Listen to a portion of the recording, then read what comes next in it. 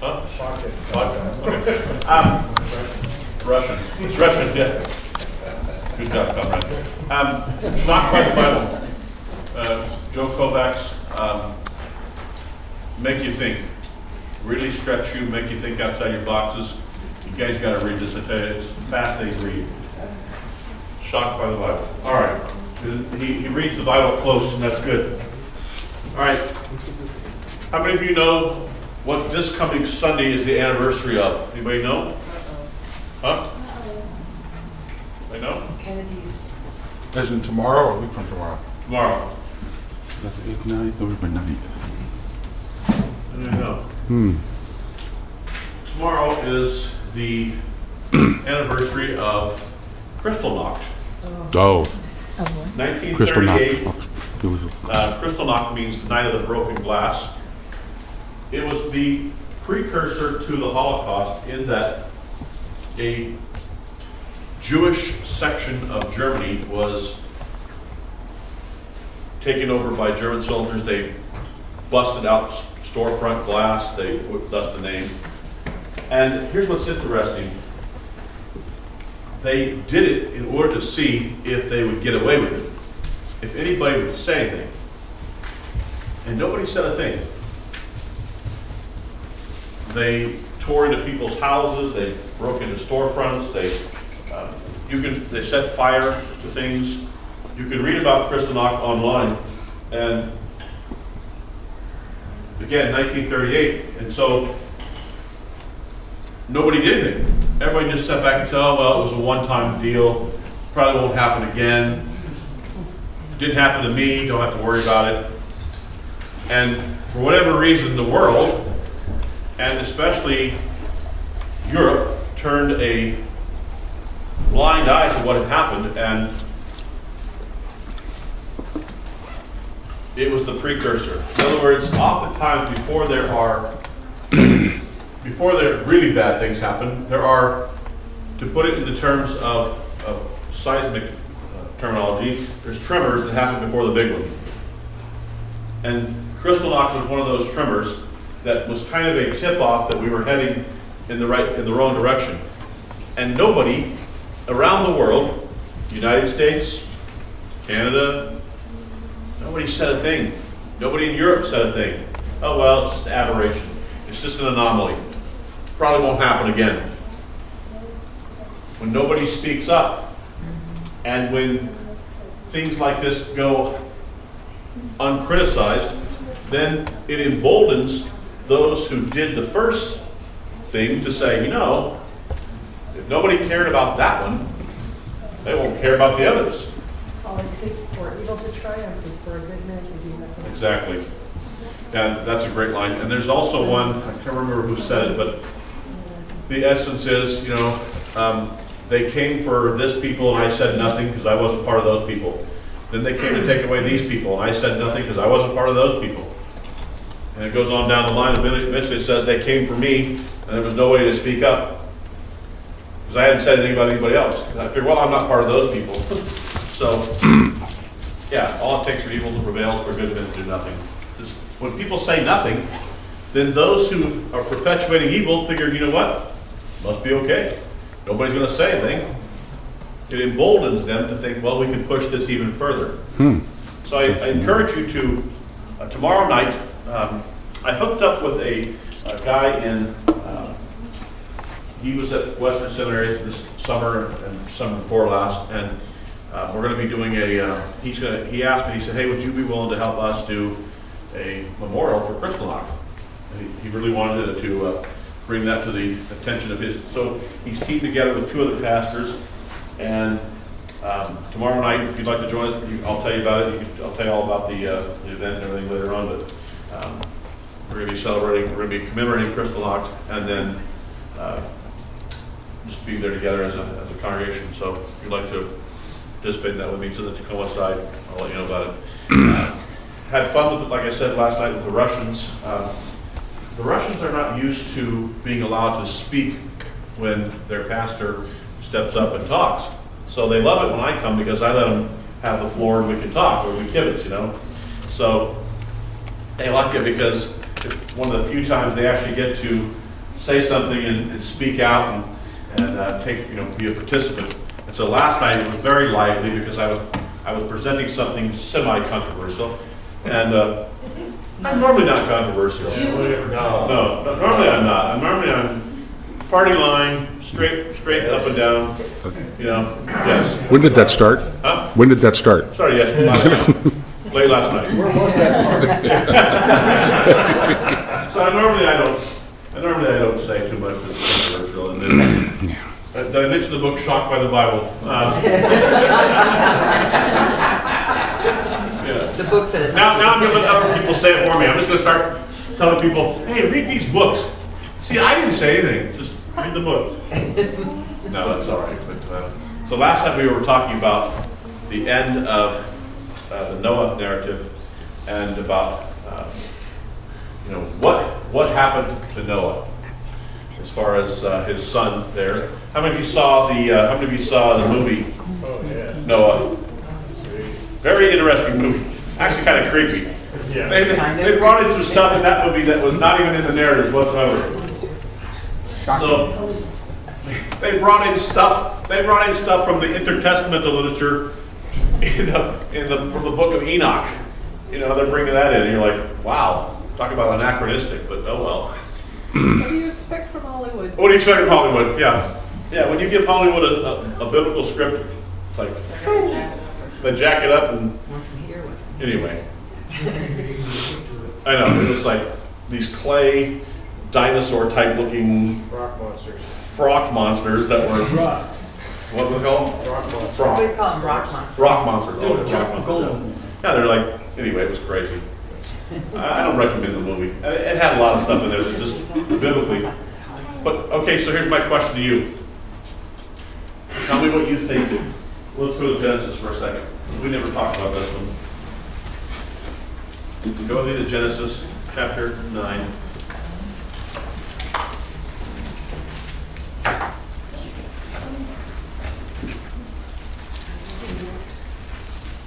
And look at verse 20. It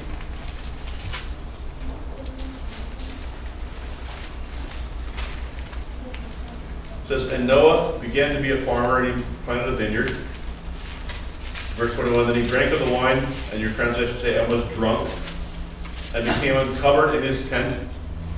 And Ham, now look at this, Ham, the father of Canaan,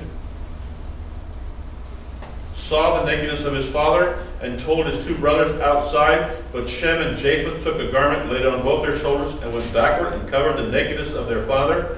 Their faces were turned away, and they did not see their father's nakedness. So Noah awoke from the wine and knew what his younger son had done to him. Then he said, cursed be Canaan.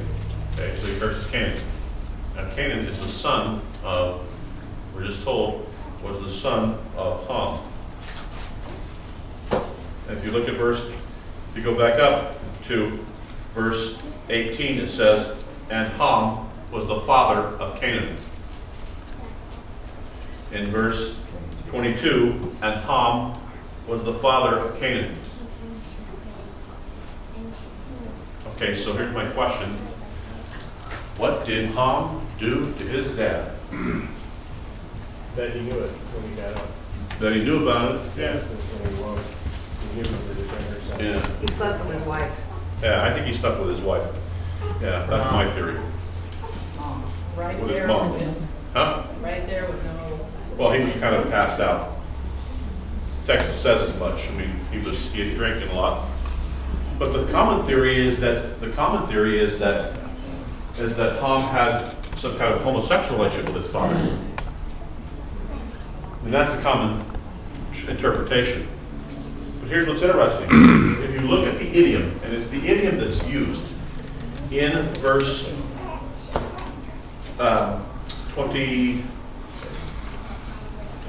23, actually saw the nakedness, where it says in verse 22, Ham, the father of Canaan, saw the nakedness of his father. If you go back and look at Leviticus 18 and 20, to see the nakedness of someone was always to have relations with a woman. It was never relations with a man, ever. And to uncover the nakedness, in most in all instances in Leviticus 18 and 20, refer to heterosexual sexuality, not to homosexual. Yeah. But the brothers covered their father up. No, it doesn't say that. Look what it says. They backed over it. No, wait. Let's look what it says. It says, Covered the nakedness. it says they covered the nakedness of their father. Okay. Never says they covered their father. Well, I'm sorry. No, I'm just saying, Yeah. just to be clear. But let's go a little further. Yeah.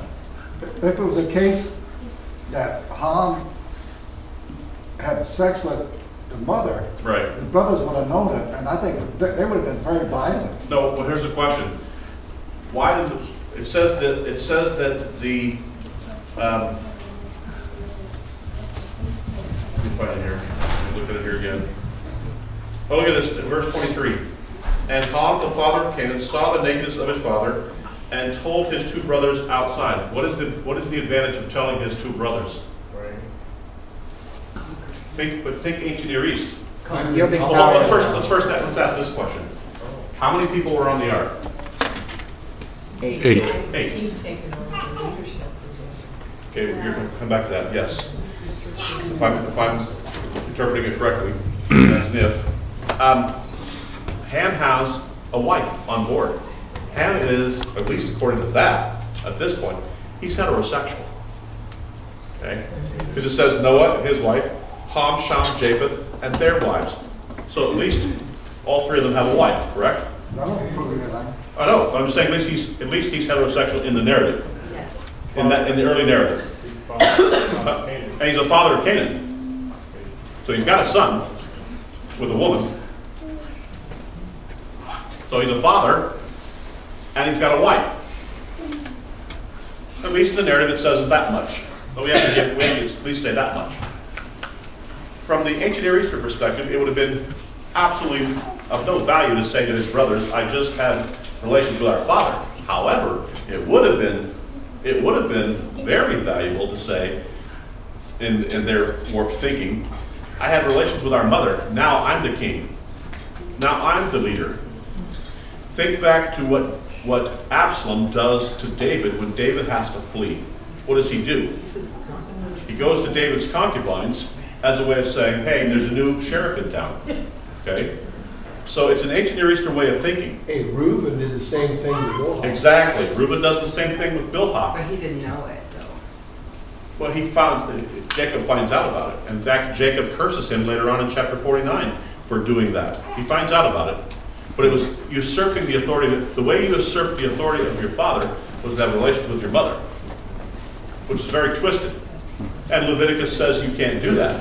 What I'm saying is this. The idiom that's used, if we're consistent, now we could be inconsistent, that's a possibility, but to see the nakedness in Leviticus, which is the same idiom that's used here, is consistently referred to having heterosexual relations with aunt, niece.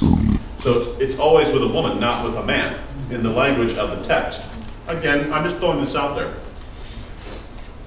Yes. What's the significance? I know it doesn't say they covered up dad, but it says before they walked backwards. Right. So wouldn't the assumption be, well, that they didn't want to see their father's nakedness, so they walked backwards and then Yeah, but my thinking is this. It's not a shame. It's not a shame for a man to see another man yeah. in that culture, okay? What would have been a shame is for them to see their mother. That would have been, the text would have said, that's problematic. If they see their father, it's like, that's why we have, in the way that our thinking is, you have a guy's bathroom and a women's restroom. You have we keep the genders separate. We don't say, well, a guy can't see another guy, or a woman can't see another woman. What we say is, the crossing can't see each other. So there, I think that they're covering up their mother. And that's, I'm just saying, the idiom of the text would lead you that way if you compare the same language to uncover the nakedness and to see the nakedness. Those two terms, uncover the nakedness, see the nakedness, are used in Leviticus of heterosexual relationships, not of illicit, but not homosexual. Yeah. Wouldn't the mom have something to say about this? And she'd kind of get mad, probably throw her son. That'd be. You gotta remember the culture. And hold on, by the way, so this is what I'm saying. My suggestion is, remember, this is all very vague. We got a lot of vagueness going on here. I understand. I'm just curious. Cloaking a lot of stuff. But, so the question becomes, we know that Ham is the father of Canaan. So where does Canaan come from? Text doesn't. And I think then, and right on the heels of this, it says that that Canaan was cursed. Right on the heels of all this happening, he curses Noah, curses Cain. In other words, I think what he's saying is this: hey, if you think that this, I'm paraphrasing, if you think that this kind of relationship and the offspring of this relationship usurps my authority, then I bring a curse on that.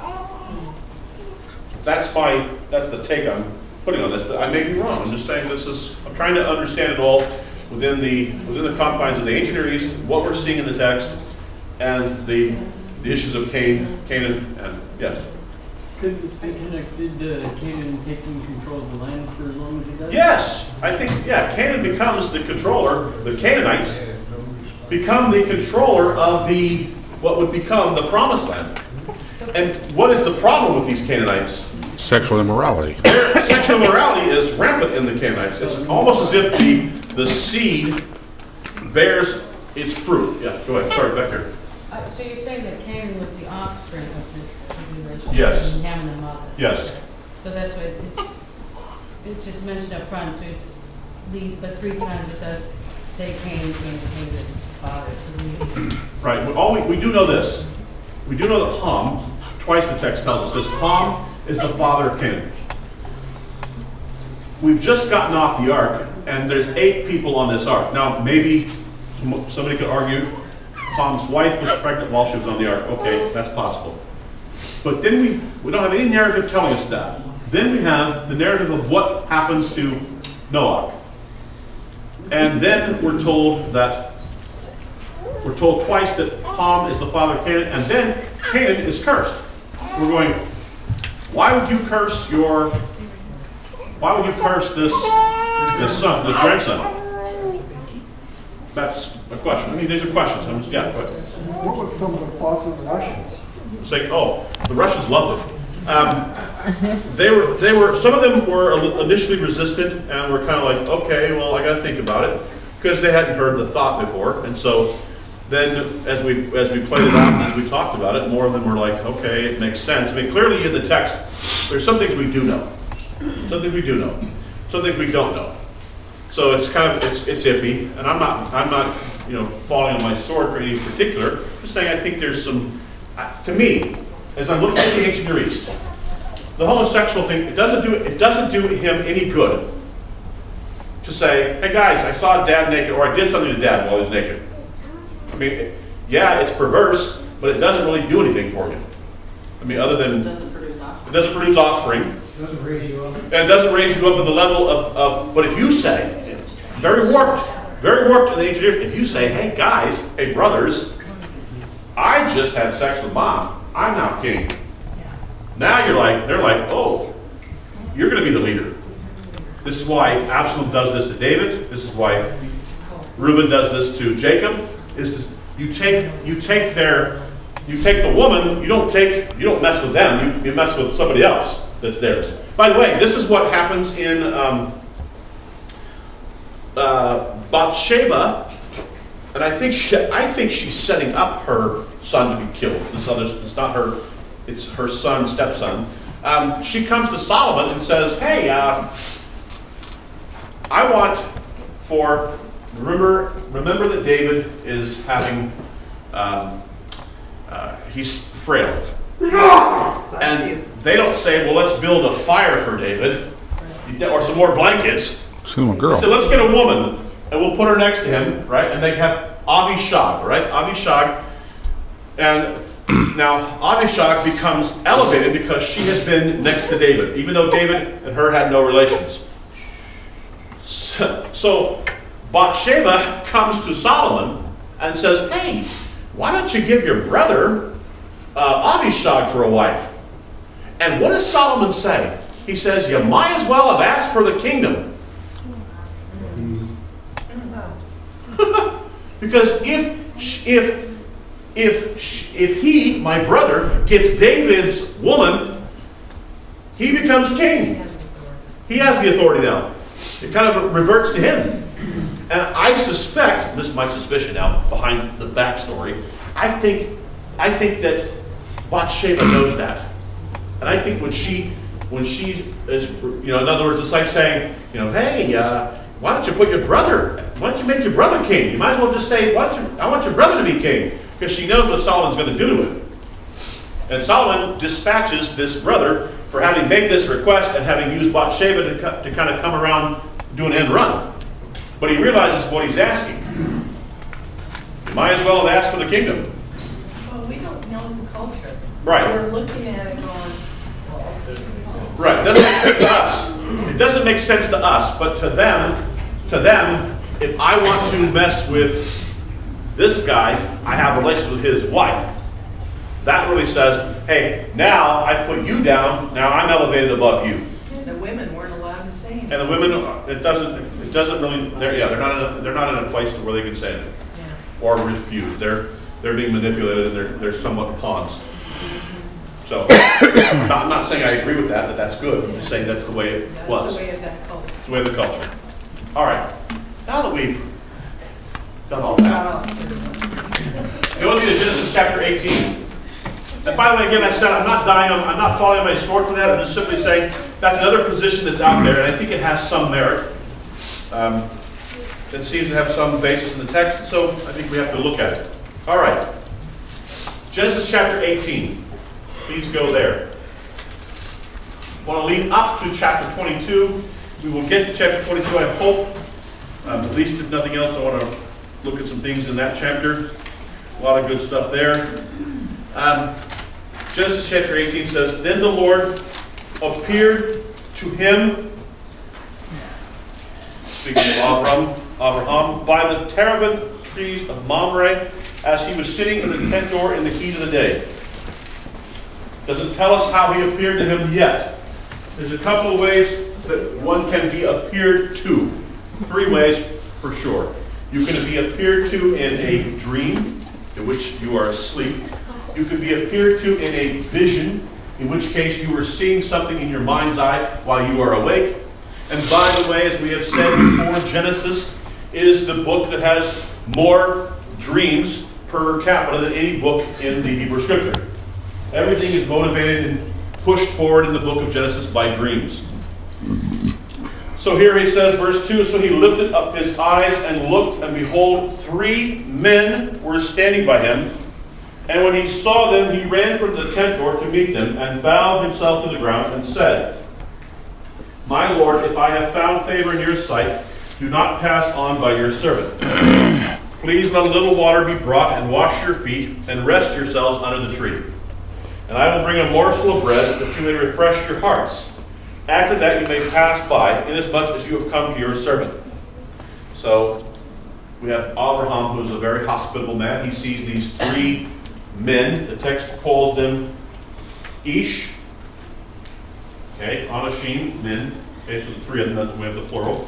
3 men. They said, Do as you have said. So Abraham hurried into the tent to Sarah and said, Quickly, make ready 3 measures of fine meal, knead it and make cakes. And Abraham ran to the herd, took a tender and good calf, gave it to a young man, and he hastened to prepare it. So he took butter and milk and the calf which he had prepared, and set it before them, and he stood by them under the tree as they ate. Which then is very interesting because they're eating here, okay? So it's everything's going good. They have food together. Verse 9. Brent, Yes. in that he's also standing by as a servant. Yes. He's not eating with them. He's being... Right. He just stands by. Yeah, he stood by them under the tree as they ate. He didn't eat with them. Yeah. He kind of standing by to make sure that they're... Everything's... I think that's... some of you might resonate with this. My grandmother, deep South Carolina, if you were a guest at her house, she wouldn't eat until after you'd eaten. What she'd do, she'd hover over you. It was kind of annoying. Because you want to say, well, sit down and eat with me. I'd say that. I'd say, go ahead, sit down and eat with us. She said, no. Not till after you've eaten. Can I get you anything? I'm like, no, I think I've got everything I need here. I said, can you just sit down and eat with us? No. You sure you don't need anything? Yes, I'm sure I don't need anything. If I need it, I know where it's at, I can probably get up and get it. No. And that would be an offense to her if I got up and got something. Well, it's like she didn't do her job in preparing all this, right? Like, if you said, hey, well, where's, I'm going to need some, butter. Oh, I'll get it. No problem. Hold on. So look what happens here, verse 9. So they said to him, where is Sarah, your wife? That's interesting. They know her. They know her. Uh-oh. There's 3 guys that show up out of the blue. And they know her by name. Look real. Where's Sarah, your wife? That'd be like somebody knocking on your door. You've never seen them before. They knock on your door and they go, hey, is your wife Linda here? Fight's on. It's like, what? How do you know my wife? It just, all right. Verse 10. And he said, here in the tent. Yeah, there we go. Where is Sarah, your wife? Verse 10, and he said, I will certainly return to you according to the time of life, and behold, Sarah, your wife, shall have a son. Now they predict that she's going to have a child. Okay? Sarah was listening in the tent door, which was behind him. Now Abraham and Sarah were old, well advanced in age, and Sarah had passed the age of childbearing. Therefore Sarah laughed in herself. And by the way, sometimes in Hebrew, when it says that the person said something, amar can mean they thought something. It's a shortened form of and they said in their heart. In this instance, she laughs, and here's what she said: after I have grown old, shall I have pleasure, my Lord being old also? Oops. Well, she's going to throw herself under the bus and her husband under the bus. Verse 13. And the Lord said to Abraham, why did Sarah laugh, saying, shall I surely bear a child since I am old? Now notice what the Lord does. He doesn't repeat the part that she said about her husband. We don't have to repeat everything. In, verse 13 is Yodhe Bakbe. He says, why did Sarah laugh? He knows her name. He knows that she's going to have a child, a son. And he knows that she's laughed internally. Look what he says. Verse 14. Is anything too hard for the Lord? At the appointed time I will return to you according to the time of life, and Sarah shall have a son. This, by the way, is why we read 2 Kings chapter 4, because this language of at an appointed time. Moed. And it's interesting, it's the word moed. Which is interesting